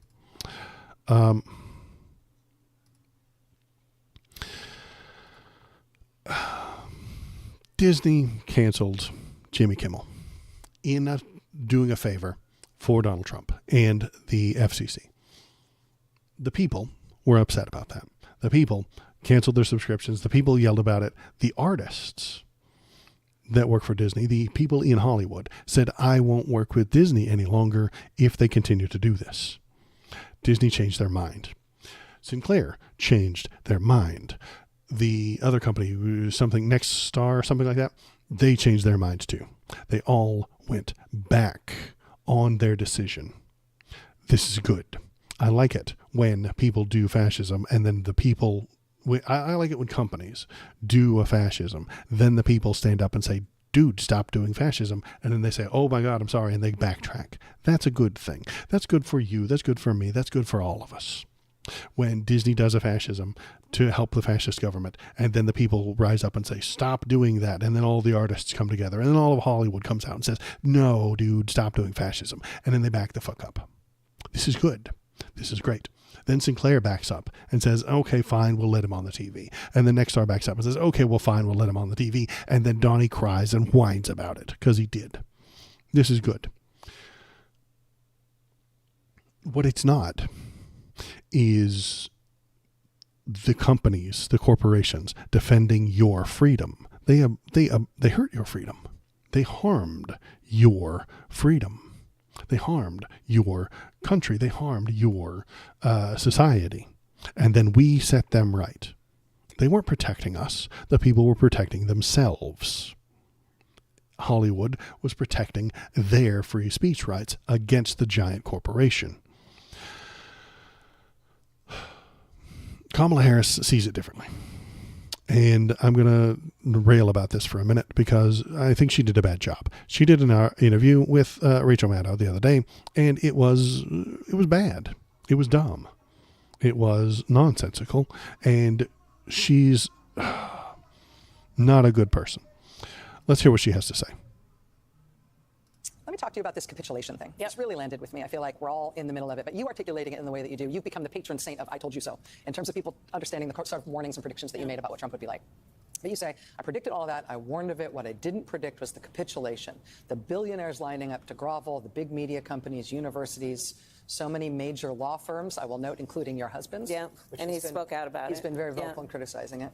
He said they've all been bending to blackmail and outrageous demands. So this is a thing that's happened. Donnie is demanding they help him. They're demanding these things from the universities, demanding that the universities stop teaching DEI, and some of them have because they don't want to get sued. He demanded money from CBS, and CBS just gave it to him for editing Kamala's interview. And that's apparently a crime. Apparently, editing things is a crime, and so he sued them. And then he sued the New York Times the other day for $100 bajillion. It doesn't matter if it's true. He just wants to harm them. He wants to irritate them. He wants to demand things from them so that they will fall in line. Yeah. Why did you not predict the capitulation? And what do you make of the effort to try to put some steel in the spine of those institutions? So, as you know, I am a lifelong public servant. And but I've worked closely with the private sector over many years.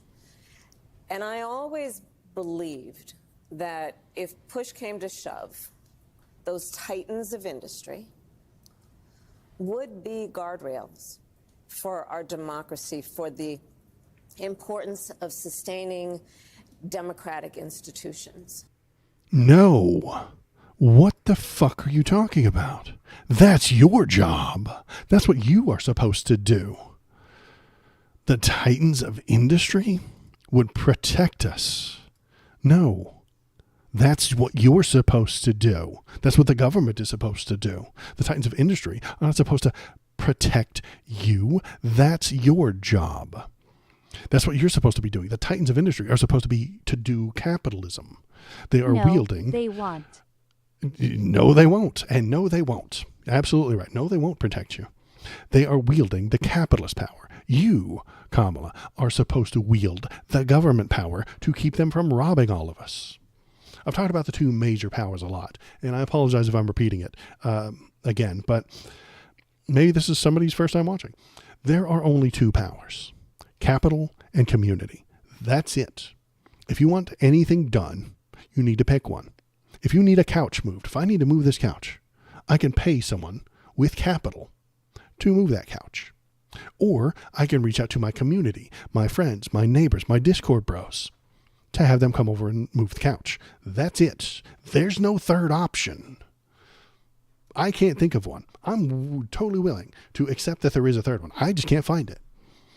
Anything that it's either community or capital. I pay a company, I pay a person, I pay an immigrant standing outside Home Depot to come and move this couch for me. I pay a moving company. I pay anything. I pay the neighbor kid to come and help me. Or I lean on my community, my friends, my family, the kid next door, and I lean on my friend who I drove to the airport last week, but this week he's going to help me move a couch. This is community. Those are the only two powers that there are. When this stuff gets bigger, it becomes corporations or government, because that's what the government is. It's just a community. It's whether you know it or not. You have a mayor of the city you live in. You have a state representative. You have a state legislature. You have a federal district in which you live. You might not know who your federal representative is, but that you have one. You are in a district. Then you have state senators. Then you have a president. All of these things you may not deal with on a regular basis, but they are there. That is of the people, for the people, by the people. That is the community that I'm talking about. The government is simply the large community. Corporations are the large form of capital. So raw game, I just don't think deporting people who are hardworking, doing jobs, and Americans won't picking crops, farmland. Sorry, I came in late, but that's the came in a while. Yeah, I agree with you, raw gaming, and it is going to harm us in the long run if we throw all these people out, especially if we're throwing them out violently, in which people will protest. But yeah, if you need other jobs done, if you need the road repaired, should that be a company or should that be the community? Everybody uses the road, so that falls generally under community. Knowing which jobs should be done by which power. The chicken complained to the foxes. Yeah. Knowing which jobs should be done by which power is important. I accept that markets and capital will take care of the clothing, the food, and the entertainment.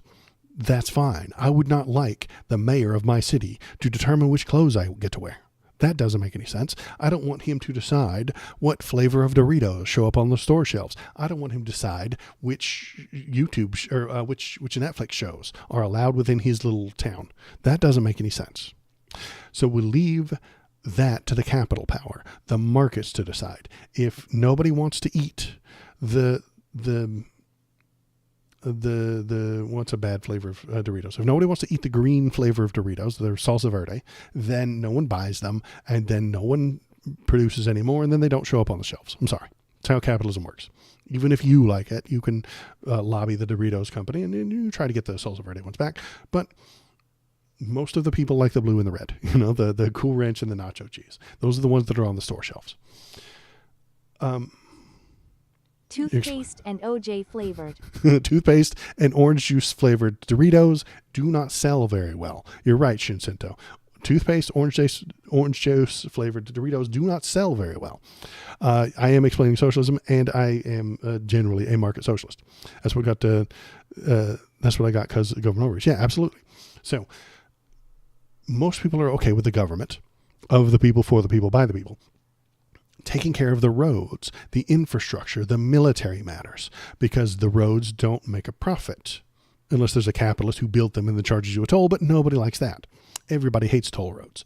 Most of the tolls that you do see are from bridges, and that's the government recouping the cost and maintaining the bridge itself because it needs constant money. And it makes more sense to just charge the people who are using the bridge than taxing everyone. There's a bridge in California, and you have to pay the government to use it rather than charging everybody in California, even though they're 500 miles away, for that bridge. This makes sense. This is a government doing things. Don't charge the taxes on a person 100 miles away for using the bridge. These are all complicated, nuanced situations that need people to understand. And the point that I'm dangerously veering away from is that Kamala should know this. She should know that the corporations are not going to save you. She should know this. Does she know it? I think she does.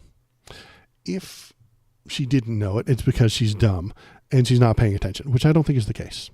I think she does know this, but she is steering us towards a different truth. This is an insane statement. I'm going to listen to it again. And this is an insane statement. We're going to go back a few seconds and we're going to listen to it again. Over many years.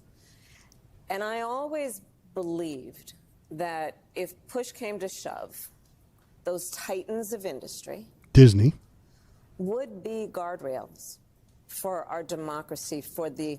No, that's insane. They exist to make profit. They do not exist to hold up our democracy. I think she knows this is an insane statement. Why would she make it? Because she is a capitalist first. The DNC needs money. Baby, they need lots and lots and lots of money.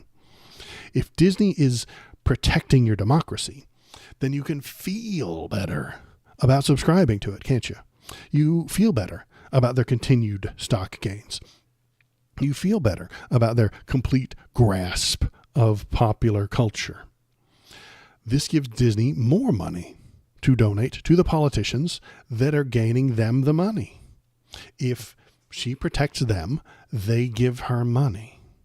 The DNC, the centrist Dems, and including Kamala Harris, it's their job to make more money for the corporations so that the corporations will give them some of that money.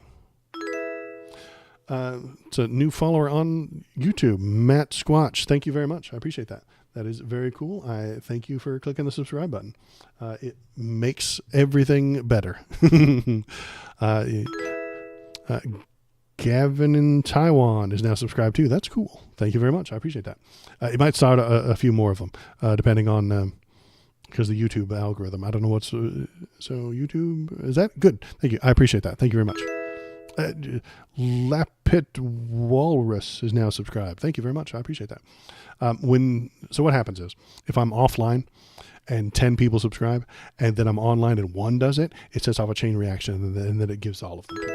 I don't know how, I don't know why. Tenacious DQ, that's a nice name. Tenacious DQ. I like that. As a fat guy, I appreciate that. Thank you very much. I appreciate it. It's a good name. A Mosaic Musician now subscribe. Thank you very much. I appreciate that. That's great. You are a big part of this little stream. And then we wait for it to finish. Popping off. Thrill is now subscribed. Thank you very much. This is probably a week's worth of them, or maybe more, because it only does that sound when somebody does it during the live stream. And then it picks up all the ones that I picked up over the week. Dr. Sheriff is now subscribed. Thank you very much, Dr. Sheriff. I appreciate that. You're torn because you hold both conservative and democratic views. It does not make me independent. So, and that's okay. You can have certain views on certain things. Nuance is good. I like that about you. Sahelas is now subscribed. Thank you very much. No one has explained the parties to me before, to be honest. Well, it depends on where you are, and it depends on what you're talking about, and what you're thinking about. But generally, and now here's where, and I've boiled this down to basically two ideologies. There are two powers: the capitalist power and the community power, sure, but there are two there are lots of underlying ideologies, but generally, if you prefer freedom, you move to the left. If you prefer prosperity, you move to the right. What is prosperity? Well, it's doing the most good for the most people. Sometimes that requires you give up some of your freedom. If you want the most freedom, you would have to give up some of the things that might help other people, or the things that might sacrifice for some sort of good. If maximum freedom means you're all alone, but that's a bad thing. Don't go all the way freedom, and don't go all the way prosperity, because at the extremes, you get the freedom extreme, which is just anarchy, everybody out for themselves. You can't have a society based on that. Ultimate prosperity leads to company towns, leads to 1984, where the message is controlled, the things you see and hear are controlled completely, and everything is for the benefit of the state. That's not a good idea either. So there is a balance to be had between those two ideologies, but there's also a balance to be had between the government and the capital. So we need to properly balance that. And that's what I'm ranting about right now. I'm ranting about Kamala not respecting that balance. She is shifting the balance toward the corporation. She is shifting the balance towards the people on the right. She is shifting the balance towards the capitalist side rather than the community side. And I don't like that. If Kamala is helping them to get more money, then they will give some of that money to the DNC. It's their job to make more money for the corporations, so that the corporations will give them some of that money. The DNC can then be a bigger, better jobs program. They can hire more staffers. They can hire more consultants. They can hire more think tanks. They can have more Facebook pages managed for lots of money. They can hire more social media personalities, and then they will have the same message. The titans of industry will protect you. And that message is wrong. The titans of industry might protect you if it coincides with their bottom line. Disney will protect your free speech if it is profitable for them to do so. The companies will protect your rights if they make money on it. If they don't, they won't. And that is why you cannot trust them. That's why you need to have the opposite power of government. That's why you need the two powers to be balanced properly. That's why you need the capitalist government, or the capitalist power, to be offset by a government power. If you don't, you get company towns. Company towns existed a very long time ago. They were coal mining operations where the company owned the mine, they owned the land, and the people would come in and they would work not for money, but for company scrip. And they would take that scrip to the company store where they paid the company scrip for new boots and food, and the company had control over how much the food is worth and how much the scrip is worth and how much all this stuff is worth. And then they sold that coal for money that they kept, and they didn't pay the workers. Company towns, or I think Disney was working on one where you live in a Disney development. They want us to get into land development where you live in a Disney area, and they have Disney events and stuff like that in the housing development, right? And then if you don't show up for them, you're not being a good member of the Disney community, and they will kick you out. It's very dangerous to let the companies run wild. You will live for the company, and we won't have states anymore. We'll just have different companies. You'll have the state of Amazon, and then you'll have the state of Facebook, and you'll have the state of Netflix and stuff like that, where they hire the people, they house the people, and they put you in the thing. It's not a good time. That will happen if you let the companies run wild. If you give them all the power, they will run wild with the power. They will do what is best for their bottom line. A government can be overrun as well. That's why you have workers' unions. Workers' unions are a government, and they stand against the overreaches of the capital company, of those giant corporations. Workers' unions have members. They pay dues, just like taxes. They have members, just like a constituency. They have a treasurer, just like the government. They have votes, just like the government. They have a vice president. They have a president. They have meetings, just like the government. Unions are a government. They are community. The community is a union. The government is a union of communities. Is AI being pushed by the right to feel it's dangerous and future for employment? Yeah, absolutely it is. Because, it's being appreciated by Donald Trump because it's a grift and a scam, and he loves a scam. Most AI is a scam. The bubble is about to pop. I think that AI bubble is just weeks away from popping. It's any minute now. The AI bubble is going to pop, and we are going to be in a recession. Absolutely. When all the people realize that it's not going to do anything, it will. Streamlines wealth extraction. It does streamline wealth extraction. I'm worried about AI because it requires tons of electricity, tons of coal, tons of oil, tons of nuclear to create these fake people that Meta, Facebook, will sell to Pepsi. The Pepsi company will come to Meta with money and say, give us 1,000 fake people to talk good about Pepsi on social media. Meta will do that. They will then use electricity and coal and oil and wind power and nuclear and water, lots and lots and lots of water, to create fake people who talk about Pepsi. You and me, the real people, will recognize them as fake AI people and ignore them. Pepsi will get pissy and say, hey, nobody's talking to my AI robot. What the hell's wrong with you? Meta, to preserve their own market share, will create 1,000 fake people to talk to Pepsi's fake people, right?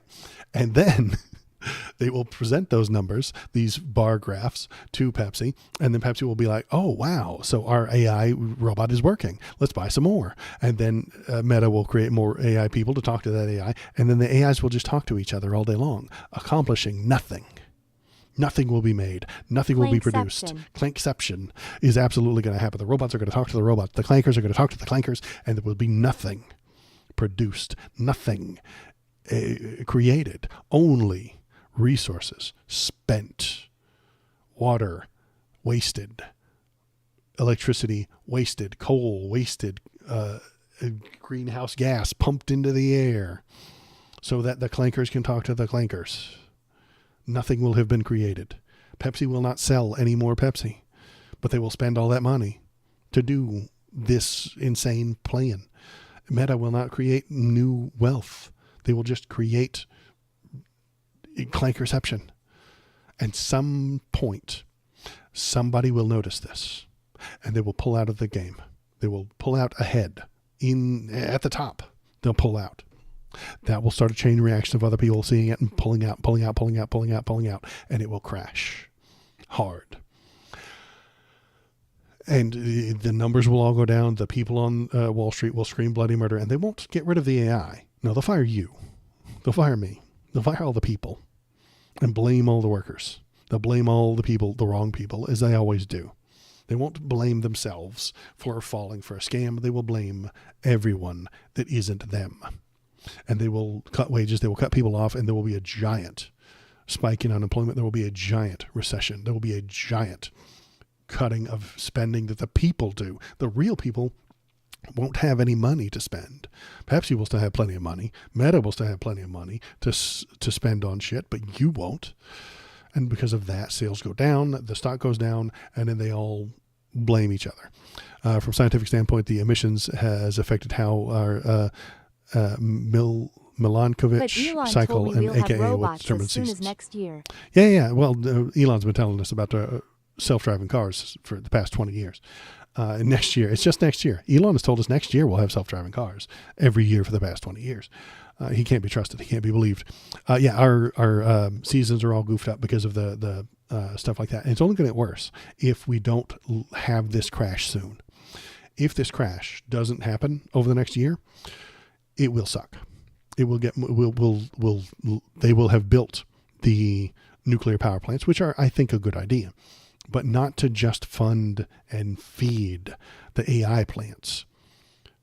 Build the nuclear power plants for the people who can have electricity. Wouldn't that be nice? But no, this is going to be built for the AI generation plants so that they can create AI, so that they can sell AI to stupid people who buy AI and then charge you to pay for it.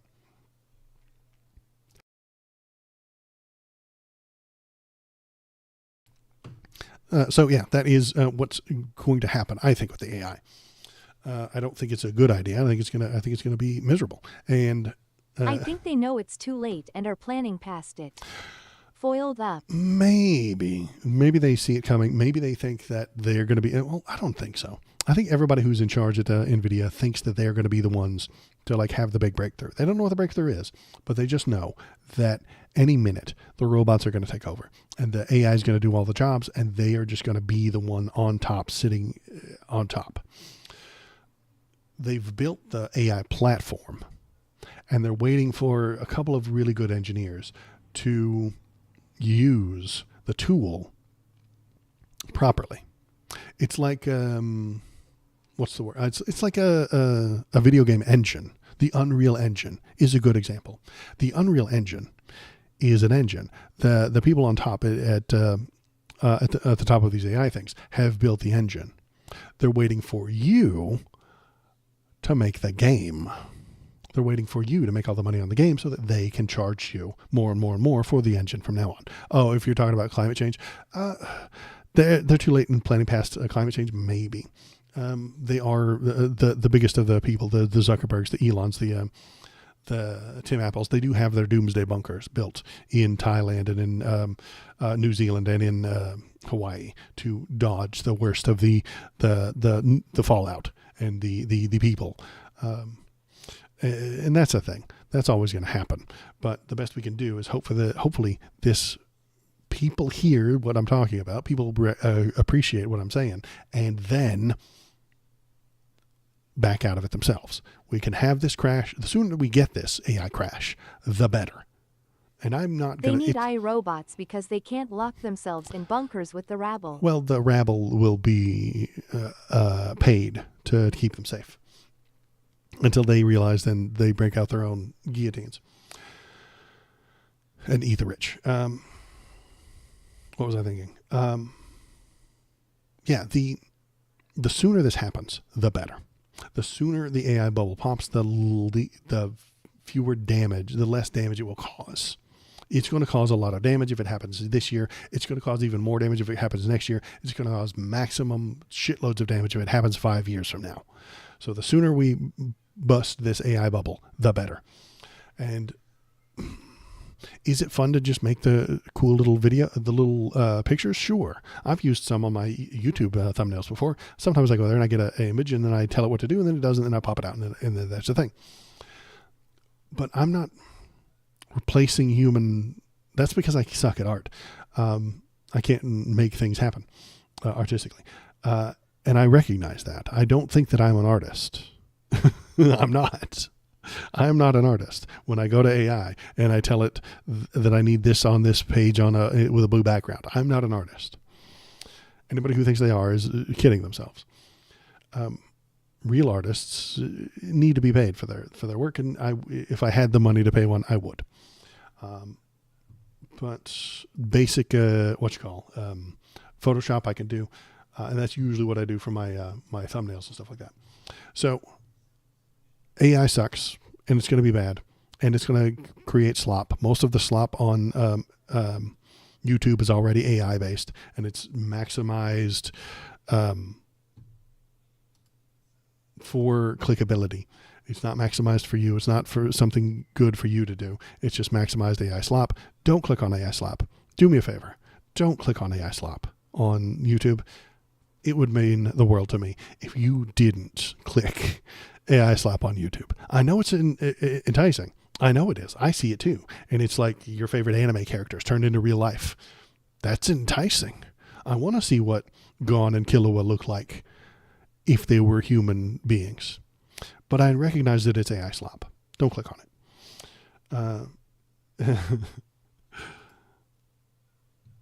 Yeah, and that's about it for me today. I appreciate everyone who's here. It's lunchtime. I am hungry. Seems that you hold out for independent. It looks gross. FRFR. Sometimes it does look gross, but it will start to look better, and it will put things in front of you that you want to click because it is made. It is intentional. They are maximizing the clickbaitiness of it.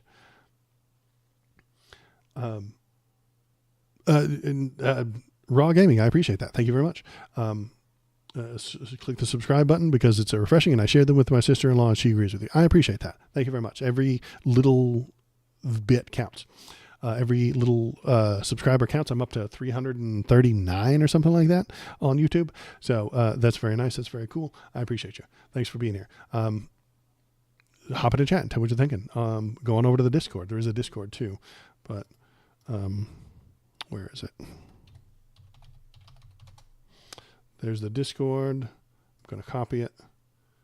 I got to set it up better. I'm a failure when it comes to social media. Go on over to the Discord. Tell us what you're thinking. Tell us what you're feeling. Leave links, and I'll talk about them on stream. And there's photos of very cute doggies in there. There's an entire channel of cute dog photos.